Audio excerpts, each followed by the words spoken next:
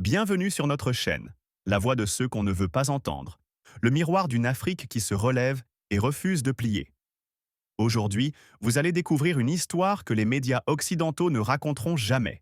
Une histoire de courage, de trahison, de révolte silencieuse et d'un continent à la croisée des chemins.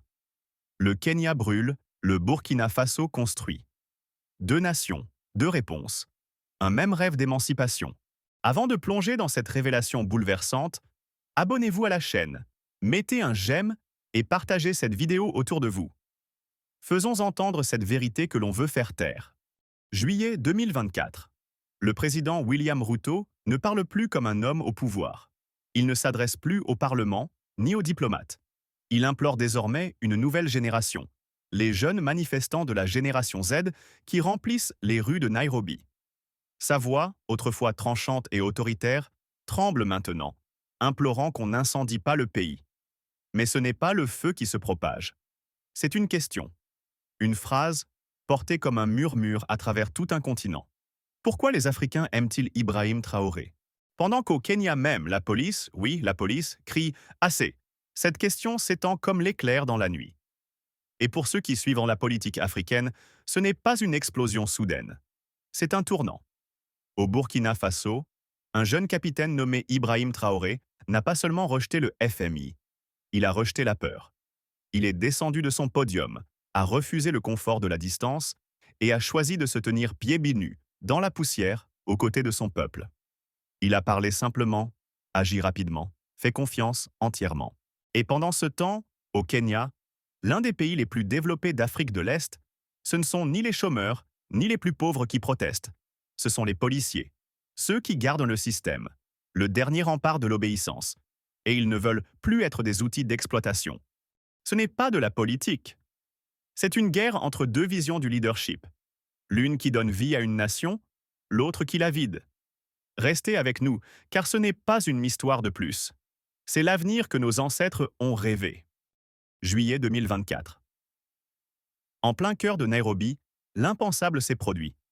Ce ne furent ni les enseignants, ni les étudiants, ni même les syndicats.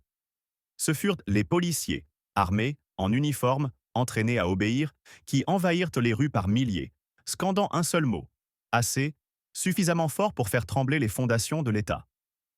Ils ne sont pas passés par des porte-paroles, ils n'ont pas négocié en privé. Certains ont arraché leurs uniformes, retiré leurs insignes, et se sont tenus fièrement devant les caméras, déclarant leur démission. Non seulement de leurs fonctions, mais d'un système qui ne protège même plus ses propres défenseurs. C'était la première fois depuis des décennies que la police kenyane tournait le dos à son propre gouvernement. Leur révolte? Des mois de salaires impayés, des indemnités supprimées, un avenir hypothéqué par les conditions imposées par le FMI. Sous la direction de William Ruto, le Kenya avait emprunté plus de 9 milliards de dollars aux créanciers internationaux depuis 2021. En contrepartie, le pays avait dû appliquer des mesures d'austérité brutales, réduction des salaires du secteur public, baisse des subventions à l'éducation, gel des budgets de santé. Et pour les policiers, cela signifiait bien plus que des comptes bancaires vides. C'était une insulte silencieuse. Comment faire respecter la loi quand on est soi-même abandonné? Au même moment, de l'autre côté du continent, au Burkina Faso, un autre dirigeant apparaissait, à sa manière bien différente. Sans cortège, sans escorte, sans bouclier ni portail. Le capitaine Ibrahim Traoré est entré dans une foire éducative communautaire poussiéreuse et s'est assis par terre, en tailleur, entouré d'enfants, de mères, de sages du village. Pas de discours préparé, pas de conseiller. Seulement une phrase qui a voyagé plus vite que n'importe quel décret gouvernemental. Nous n'avons pas besoin de conditions de prêt. Nous avons besoin de conditions de vie. Pas d'applaudissements, seulement un silence. Un silence lourd, celui qui survient quand quelqu'un ose enfin dire ce que tout le monde pense depuis des années. Que signifie le fait que le même prêt du FMI pousse les policiers d'un pays à se révolter et les citoyens d'un autre à se rassembler derrière leur leader? Que révèle-t-il quand les derniers remparts de l'ordre public sont les premiers à abandonner? Au Kenya, le président Ruto a tenté de contre-attaquer. Il a publié des déclarations, lancé des accusations de trahison à la télévision, mais le peuple avait déjà vu la vérité. Lorsque ceux qui sont payés pour obéir commencent à désobéir, il ne s'agit pas de rébellion. C'est une révélation. C'est le signe que le contrat social est brisé si profondément que même la discipline ne peut plus en masquer les fissures.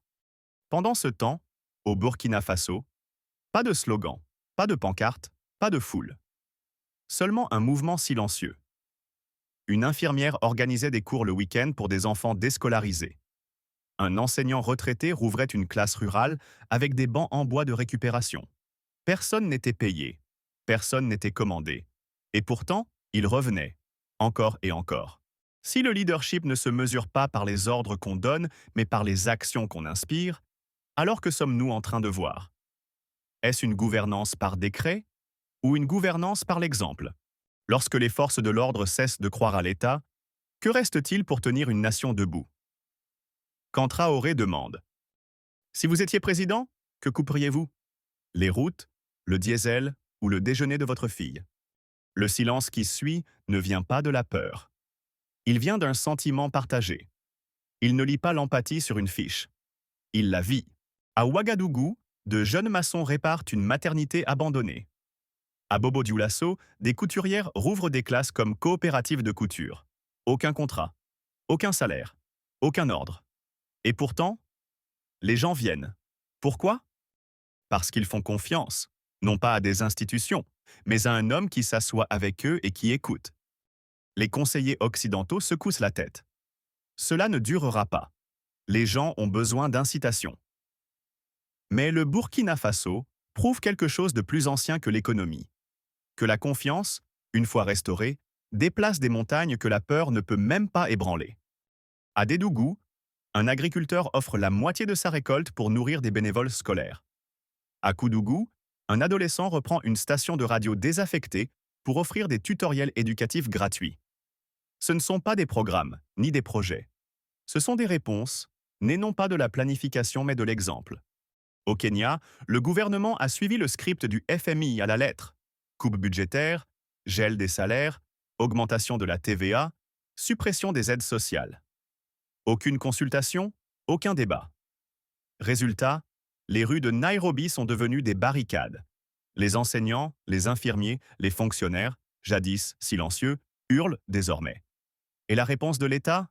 Gaz lacrymogène, bouclier anti-émeute. Silence. De l'autre côté, au Burkina Faso, malgré les sécheresses, les hausses de prix, Traoré refuse de frapper à la porte du FMI. Il ouvre plutôt les portes du peuple. À Ouahigouya, sous les toits en tôle et à l'ombre des palmiers, il convoque un forum national. Pas avec des élites, mais avec des paysans, des sages, des maires, des commerçants, des étudiants. Aucune promesse. Juste une question honnête.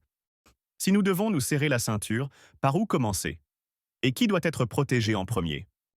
Et ce qui s'est passé ensuite était tout simplement miraculeux.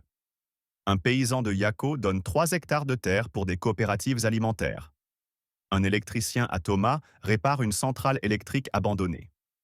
À Fadan Gourma, des enseignants organisent des cours de nuit à la lampe torche. Un pays commence à se reconstruire lui-même.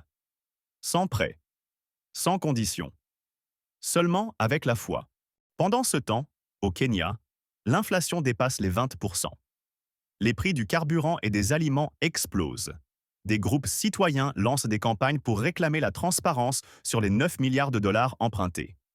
Mais l'État répond par le silence et les blindés. 2 nations, un même continent, mais 2 réponses radicalement différentes à la crise. À Bobo-Dioulasso, des étudiants lancent une campagne publique. Et nous sommes le plan B. Ils proposent des tutoriels gratuits, créent des unités de soins mobiles, financent des manuels. Sans ordre, sans subvention. Et l'État? Il ne les empêche même pas. Comparez cela au Kenya, où des étudiants protestant contre les hausses de frais sont arrêtés, où des professeurs demandant du matériel sont traités d'ennemis du développement. 2 crises. Mais un seul espoir. Au Burkina Faso, l'éducation devient un acte de résistance silencieuse. À Kaya, des agriculteurs transforment leur hangar en école de week-end. À Gawa, des forgerons forment les jeunes. À Tankogo, des mères enseignent l'alphabet avec des chants de prière. Rien n'est imposé, rien n'est récompensé. Mais tout est fait par conviction. Pourquoi enseigner l'algèbre à des enfants du voisinage si l'école est fermée? A demandé une mère. Parce que les chiffres peuvent aussi nous défendre. Le Burkina Faso a été attaqué avec des chiffres, des notations dégradées, des transferts bloqués, des subventions gelées. Et il a riposté avec ses propres chiffres, enseignés, transmis, maîtrisés. Juillet 2024. Les tensions au Kenya s'intensifient. Les